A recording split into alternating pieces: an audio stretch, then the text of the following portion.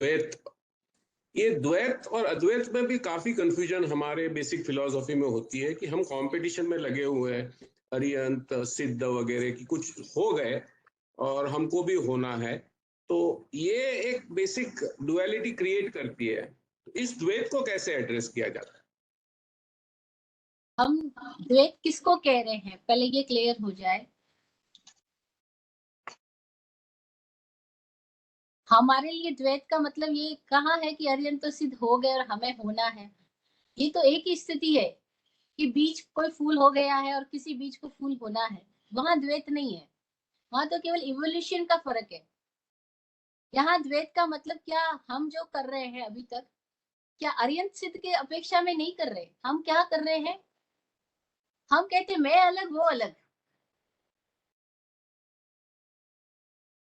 अब मैं अलग वो अलग में जब तक हमने अपनी इस आइडेंटिटी के साथ, जिसको अभी हम आइडेंटिटी हमने हमने हमारी जो बना रखी है उसके साथ हम अटैच्ड हैं, तब तक हम अपनी आइडेंटिटी के साथ में हमने एक मैं पैदा किया है, ईगो पैदा किया। मैं, इस मैं को बाकी दुनिया तू दिखाई देती है, और मैं और तू जहां है वहां फिर तू मैं में भी आ रही है। ये द्वैत है। मैं और तू के बीच में फिर तू मैं में हो रही है, ये द्वैत जगत है। अब ये जो हमारी एक लिमिटेड आइडेंटिटी है जिसके साथ हमने अपने आप को एसोसिएट करके ये मान लिया कि ये मैं हूं, जब तक ये स्थिति मौजूद रहेगी कि मैं ये हूं, तब तक तू भी बना रहेगा।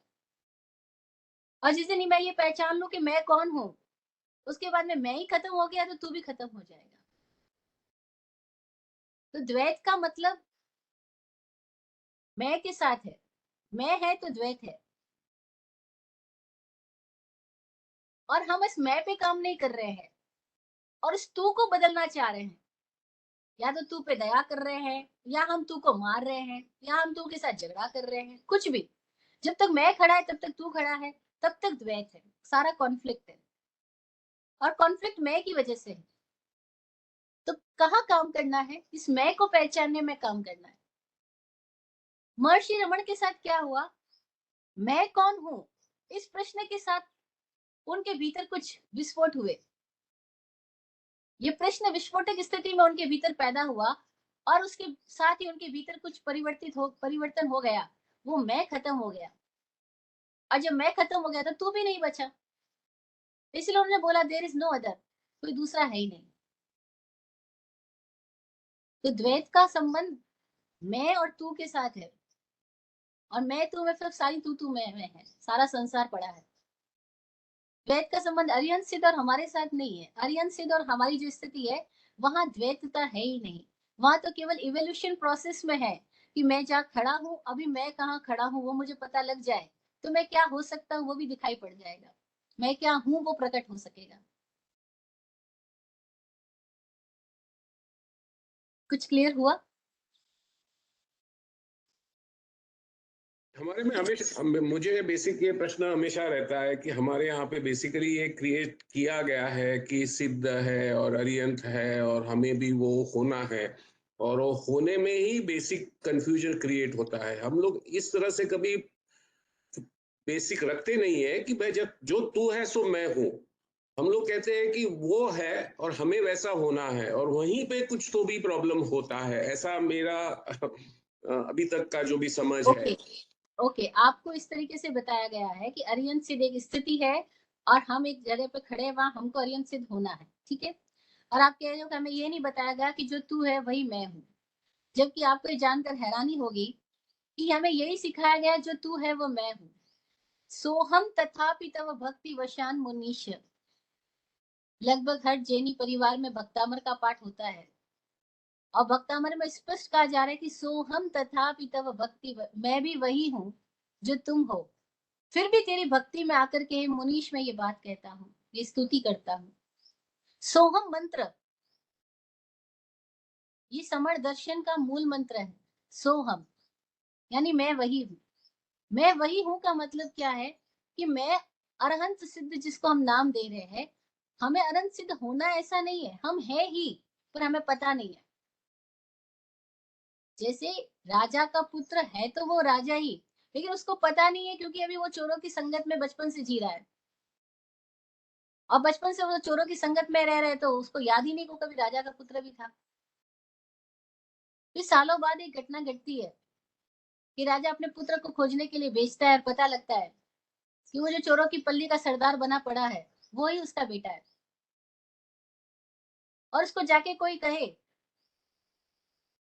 तो वो नहीं मानेगा, लेकिन फिर उसके सामने कोई चिन्ह सामने आता है, उसके गले में कुछ निशान है, जिससे पता लगता है कि वो राजपुत्र है। और जैसे उसको ये पता लगा कि वो राजपुत्र है, उसने कल के लिए चोरी करने का, डाका डालने का जो कुछ प्लान बनाया था, जो उसके सारे चोर मित्र थे, क्या वो वापस उसी प्लान में रहेगा, उन्हीं मित्रों के साथ रहेगा, या जैसे उसको ये पता लगा कि मैं तो राजपुत्र हूँ, राजा हूँ, क्या होगा? एक पल में ही उसकी आंख खुल गई, वो तो राजा बन गया, और उसकी सारी प्लानिंग, उसका कोई औचित्य नहीं, कोई मूल्य नहीं, वो सब एक सपने की तरह गायब हो गई।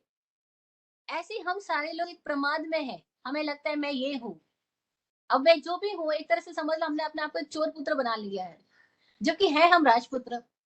हम ही सिद्ध बुद्ध मुक्त है। कभी किसी ज्ञानी ने ये नहीं कहा कि तुम हो नहीं, उन्होंने कहा तुम हो, बस तुम्हें पहचान नहीं है अपनी। क्यों पहचान नहीं है? क्योंकि तुमने किसी और के साथ अपनी पहचान जोड़ ली है। उसी को मिथ्यात्व कहा, रॉन्ग आइडेंटिफिकेशन को, कि हमने किसी और के साथ पहचान जोड़ ली। कैसे जोड़ ली? एक एग्जाम्पल मैं देती हूँ, जो भी स्वामी जी पिछले कई दिनों से कोट कर रहे हैं, कि कार है, एक ड्राइवर है। अब अगर ड्राइवर ने अपने आप को शराब पिला दिया, और शराब के नशे के अंदर वो सपना देख रहा है, और सपने में अपने आप को वो कार समझ बैठा है, तो क्या करना होगा? अब वो ड्राइवर अपने आप को कार समझ रहा है, तो कार को चोट लगती है, वो कहता है अरे मुझे चोट लगी।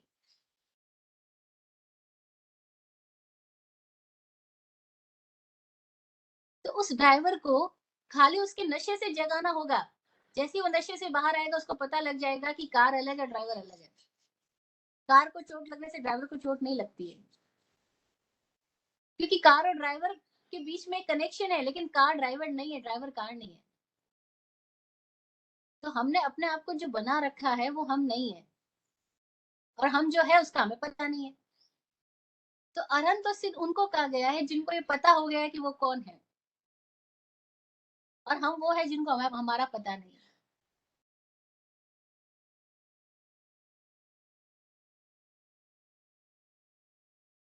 दुनिया जहां से तो मुलाकात हो गई, खुद से मुलाकात बहुत कठिन है साकी, बहुत दुर्लभ कर ली हमने, खुद से मुलाकात नहीं करी। तो द्वैत का मतलब ये नहीं है, यहाँ तो समर दर्शन का मंत्र ही सोहम है, मैं वही हूँ। और मैं वही हूँ, मैं वही कौन है, इसको खोजना, कौन वही, कौन मैं हूँ। और बातों में कहने से तो कुछ नहीं होएगा, यात्रा करने से ही कुछ होगा। बातें कितनी कर ली जाए,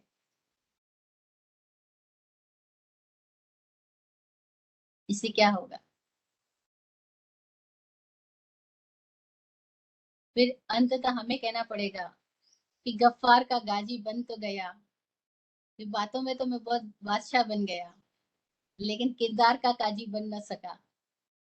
लेकिन किरदार में क्या हूँ, ऐसा ना हो। इसीलिए खुद के भीतर जाकर के खुद की स्थिति में जाना। और बाकी फिलोसॉफीज बहुत है, सब अलग अलग तरीके से व्याख्याएं कर रहे होंगे, लेकिन जिसको वाकई प्यास होगी, वो फिर सही अर्थों तक पहुंच जाएगा। वो फिलोसॉफियों में नहीं अटकेगा, वो अपने भीतर ही खोज लेगा। जय हो।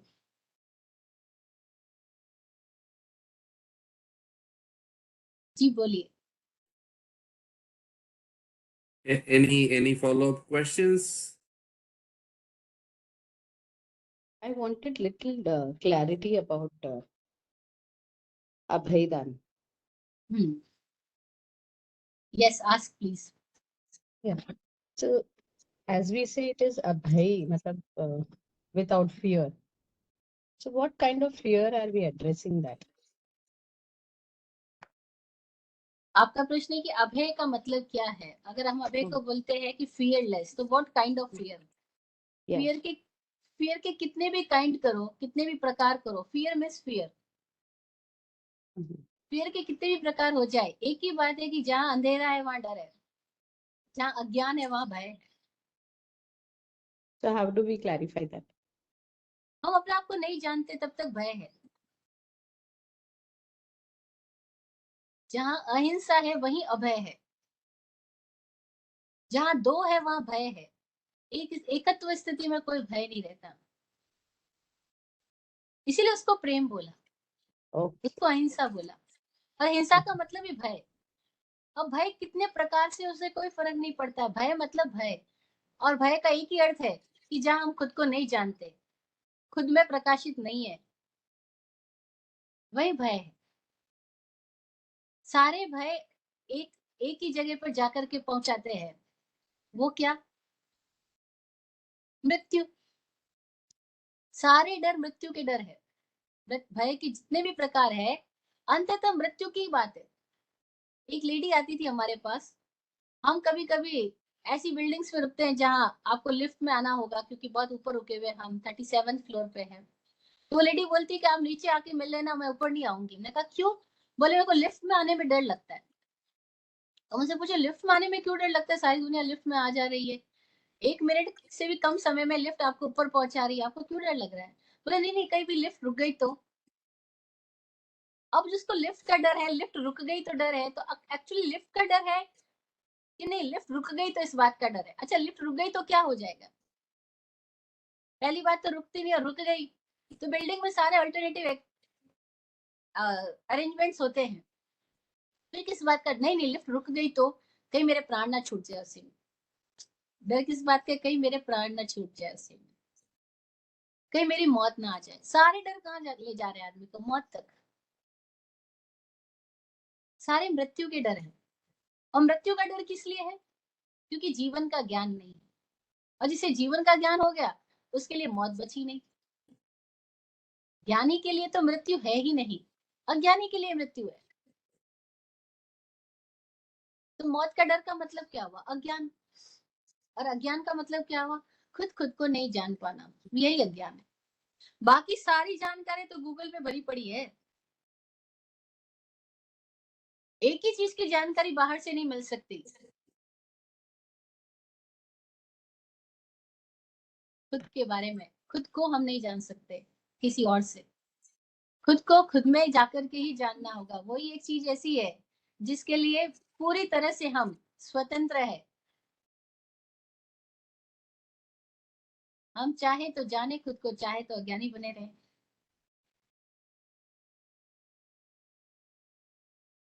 तो जो भय है वो अज्ञान का है, मृत्यु का है। सारे भय, जितने भी प्रकार के भय है, सब मृत्यु तक ले जाते हैं।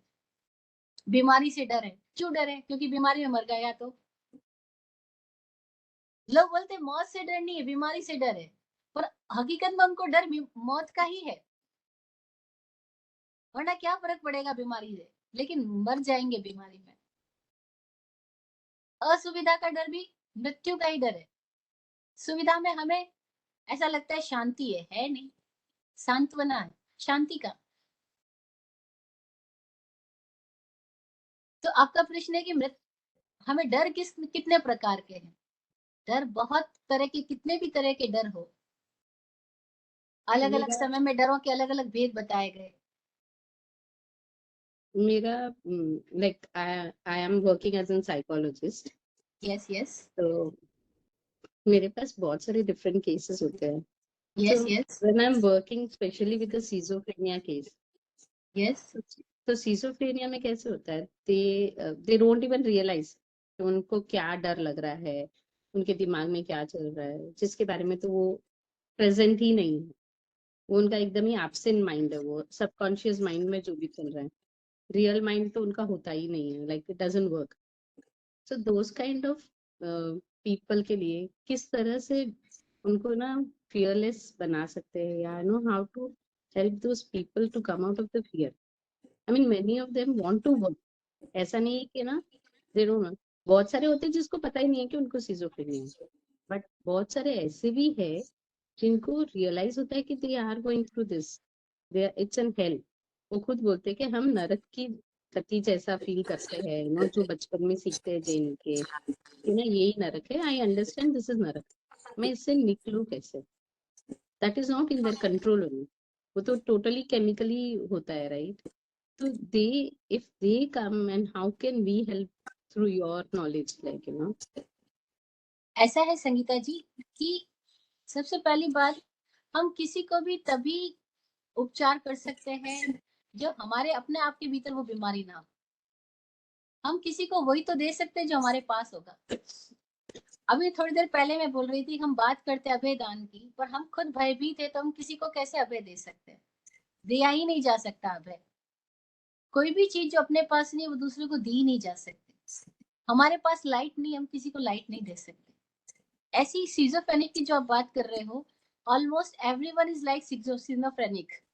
हम में से हर कोई में ये बीमारियां है ही, बस केवल डिग्रीज का फर्क है। किसी में डिग्री बढ़ जाती है तो हम उसको अबनॉर्मल केस बोल देते हैं, और बाकी सबके पास जो नॉर्मल डिग्री, तो हम अपने आप को हम नॉर्मली ठीक बोल रहे हैं, जबकि हम सारे लोगों में ये मानसिक बीमारियां है ही। और हम अपने मन को जानते ही नहीं है, तो हम किसी को उसके मन के बारे में कैसे बता सकते हैं? जब हम अपने ही अपने मन से मुक्त नहीं हुए, हम अपने भयों से मुक्त नहीं हुए, हम अपने कॉन्फ्लिक्ट और कॉम्प्लेक्सेस से मुक्त नहीं हुए, हमें अपनी बदनामी का डर है। बहुतों को बदनामी का, कितना लोगों को अपनी अपनी बदनामी का ही डर है। बस कहते हैं और कोई बात नहीं, बस बदनाम नहीं होना चाहिए। अरे बदनाम का मतलब क्या? एक छोटी 10 साल की लड़की अभी थोड़े दिनों पहले हमारे साथ थी, हमारे कार में, बोलती है कि सारे बड़े बड़े लोगों को अपनी अपनी इज्जत का बहुत डर रहता है, पर उनको पता ही नहीं इज्जत है कहाँ। जिस जो चीज उनके पास है ही नहीं, उसका डर उन सबको लगा हुआ है। इज्जत का तो पता ही नहीं है, इज्जत क्या है वो पता ही नहीं, इज्जत ना चली जाए इस बात का डर सबको बहुत है। नाम क्या है ये तो पता ही नहीं, पर बदनाम का डर सबको बहुत है। तो मैं ये कहना चाह रही हूँ कि जो चीज हमारे पास खुद ही नहीं है, हम दूसरों को कैसे दे सकते हैं? तो अगर आप चाहते हो कि आप किसी मानसिक रोगी को ठीक करना चाहते हो, तो पहले आपको अपने मनोविज्ञान का खुद का अध्ययन करना होगा। आप अपने मन के पार जा पाई हो तो ही आप उसको मदद कर सकोगे, एक बात। दूसरी बात ये आपने ठीक कही कि किसी रसायनों से उनको ठीक नहीं किया जा सकता। रसायनों से तो आदमी को और ज्यादा मंद कर दिया जाता है। फिर हम उनको कैसे हेल्प कर सकते हैं, उसके लिए कई सारी टेक्निक्स है। उसका आप पर्सनली मुझसे बात करके या पर्सनली आप कभी मिल करके उसके बारे में और जाना जा सकता है। जय हो। Thank you very much. I think आज मैंने काफी समय ले लिया है। Just any other questions? We can wrap this up. Actually, it is a bit late for US participants. It's about approaching 11 p.m. in the night. Just wanted to make a small announcement. This coming